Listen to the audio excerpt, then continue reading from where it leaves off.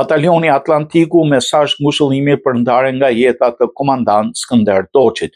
Ish bashkëluftëtarët e batalionit Atlantiku shprehën ndihmën e tyre për ndarjen nga jeta të komandantit Skënder Doçi, një figurë e shquar e historisë ushtarake shqiptare. Një telegram ngushëllimi drejtuar familjes Doçi, shokëve të tij të luftës, kujtojnë me respekt të veçantë kontributin e tij të jashtëzakonshëm. Skënder Doçi i njohur gjërësisht si malsor i detit dhe ish komandanti i flotës detare, la gjurmë të pashlyeshme në shërbim të kombit. Sipas telegramit, edhe në moshën 64 vjeçare, komandant Doçi tregoi një përkushtim të rrallë patriotik. Në New York ai u bashkua Ushtrisë Kombëtare të Kosovës si komandanti i batalionit Atlantiku në SBA.